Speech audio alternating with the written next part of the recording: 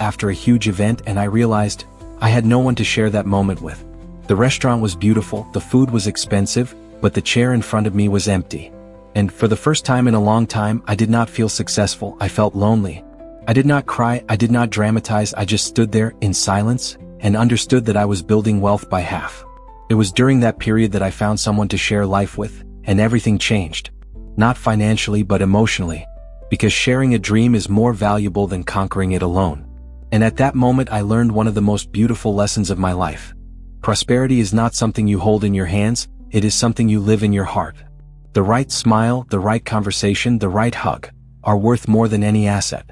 And maybe you know that feeling. Maybe you have money but you do not have peace. Maybe you have achievements but you do not have rest. Maybe you have accumulated things but you have lost time. And time, unlike money, does not come back. Have you noticed how the world applauds you when you are winning, but it is the silence that reveals who is truly happy? Have you noticed that people with much less seem much more fulfilled? I always say that lifestyle is not luxury, it is intention. It is not about spending a lot, it is about valuing things correctly. A rose given at the right moment is worth more than an expensive gift given too late.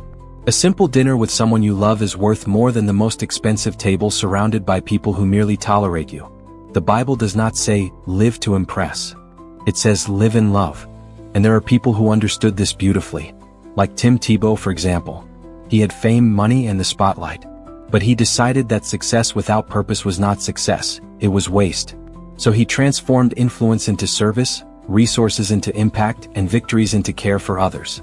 And today, when people talk about him, they do not just remember the athlete, they remember the compassion, the faith, and the life dedicated to what truly matters. That is the kind of wealth that time cannot corrode. And I ask you, kindly, are you building a life you would like to live or just a life you would like to show?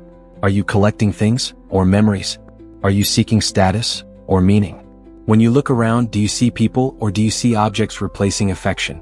Because living to impress is tiring, but living to express gratitude is liberating. True abundance is when you wake up with peace, sleep with purpose, and in the middle of it all, you can smile. It does not matter the size of your house if it does not have laughter. It does not matter the model of your car if you have nowhere to go with joy. It does not matter the balance in the account if the soul